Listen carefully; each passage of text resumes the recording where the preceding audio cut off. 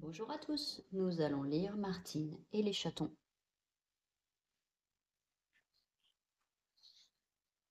Avec les personnages de cette histoire, Martine, Jean et Patapouf. Pour son anniversaire, Martine a reçu un journal, c'est-à-dire un beau cahier pour raconter ses journées. Aujourd'hui, écrit-elle, samedi 20 mai, Jean et moi avons été pique-niquer au bord de la rivière. Maman avait mis plein de bonnes choses dans un panier. Du poulet, des œufs, de belles tomates et de bons fruits. Mais pendant qu'on avait le dos tourné, un chat s'est approché et a fureté parmi les provisions. Oh non, s'écrie Martine, fâchée. Il a tout renversé. Sans réfléchir, elle saute de la barque, ce qui fait perdre l'équilibre à Jean et plouf dans l'eau. Le chat s'enfuit à toutes pattes. Reviens, crie Martine, je ne voulais pas te faire peur. Jean émerge de l'eau juste au moment où sa sœur s'exclame. Ça alors? Ce n'est pas un chat, mais une chatte, et elle a un gros ventre. Elle attend des chatons? Demande le garçon. Oui, répond sa sœur, ça explique qu'elle est si fin. Jean et Martine s'approchent en tendant une friandise à la chatte. Cette fois, au lieu de s'enfuir, celle-ci se roule dans l'herbe. C'est le signe qu'elle les a adoptés. Laisse-la se reposer, propose Jean. En attendant, si on allait se baigner. Dans l'eau, les enfants s'amusent comme des fous. Mais quand ils sortent, tiens, où est passé Minouche? Ils fouillent les environs et avancent jusqu'au cabanon au fond du jardin. La chatte est roulée en boule sur un fauteuil en bois, et tout contre elle, des chatons, s'écrie Martine. Minouche a eu ses petits. Il faut leur fabriquer un abri confortable, décide la fillette. Le frère et la sœur trouvent une vieille caisse dans le jardin. Il suffit de la réparer, estime Jean, et elle fera parfaitement l'affaire. Quelques minutes plus tard, Minouche et ses bébés sont installés dans leur maisonnette. Martine y a même ajouté des herbes fraîches et un coussin moelleux. Dans son journal, Martine continue de raconter. Heureusement que nous avons fabriqué un abri pour Minouche et ses petits, parce que cette nuit le vent a soufflé très fort. Bam! Un grondement de tonnerre l'a fait sursauter. Quelle tempête! Constate la fillette en regardant dehors. J'espère que les petits chats n'ont pas trop peur. Le lendemain matin, à peine levée, Martine enfile son ciré et court voir la maman chat et ses petits. Elle s'accroupit devant la maisonnette. Minouche est en pleine forme, tout comme ses chatons.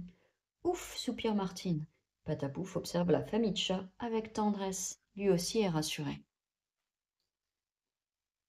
Aujourd'hui, Martine écrit dans son journal. Les petits de Minouche ont déjà bien grandi. Jean et moi, on va tenter de les apprivoiser. Mais quand les enfants apportent du lait aux chatons, ceux-ci détalent à toutes pattes. Ils ne se laissent pas caresser non plus. Ils sont encore trop sauvages, comprend Martine. Mais pas question de baisser les bras. Martine essaye d'attirer le plus gros des chatons avec une plume. Approche-toi, Filou, souffle-t-elle, tu n'as rien à craindre. Pourtant, l'animal reste sur ses gardes. J'ai une idée, dit Martine, je vais faire semblant de dormir. Et ça marche. Dès qu'elle s'allonge, le chaton, curieux, s'avance d'un pas discret. Martine fait un geste pour le prendre dans ses bras, mais alors, miaou, Filou détale. Reviens, s'écrie la fillette en s'élançant à son tour. Attention, il file vers la rivière, renchérit Jean. Si on ne l'arrête pas, il risque de se noyer. Ouf! Filou n'a pas sauté dans l'eau, mais voilà qu'il grimpe en haut d'un arbre. Soudain, il se fige. Il n'ose plus bouger. Il a trop peur, réalise Martine, il faut l'aider. Jean file au cabanon et revient avec une échelle. Il l'escalade jusqu'au dernier barreau. Je ne peux pas l'atteindre, constate-t-il désolé. Miaou, miaou, miaule Filou, tout tremblant. Laisse-moi essayer, lance Martine à son frère. Mais l'échelle est toujours trop courte, la fillette a beau tendre le bras, impossible d'attraper le chaton. Il faut que je grimpe plus haut, pense-t-elle, c'est la seule solution. Martine s'agrippe à une branche et se hisse jusqu'au félin. Tu veux bien venir dans mes bras lui demande-t-elle avec un sourire. Filou hésite, puis se laisse cueillir. Miaou miaule-t-il comme pour dire merci de m'avoir secouru. À la fin de l'été, Martine raconte dans son journal. Depuis que nous avons rendu Filou à sa mère, il grandit à vue d'œil comme ses frères. Ils n'ont plus peur de nous. Mais ce matin, au lieu de jouer avec ses petits, Minouche se met en colère. On dirait même qu'elle les rejette. La pauvre n'a en fait plus de lait à leur donner. Elle veut qu'ils apprennent à se débrouiller seuls comme des grands. Les chatons, eux, ne comprennent pas ce qui se passe, ils sont tout tristes. Et puis un beau jour, Philou et ses frères ont disparu, s'alarme Martine, ils ont dû s'enfuir. Vite, Jean, il faut les retrouver. Sauf que le vélo de la fillette a un pneu crevé. Prenons le mien, décide son frère. En serrant bien les boulons, il sera assez solide pour nous deux. Le frère et la sœur parcourent la campagne. Ils traversent les prés et longent la rivière. Mais aucun signe des chatons. Là-bas, s'écrie Martine, j'aperçois quelque chose qui bouge dans l'herbe.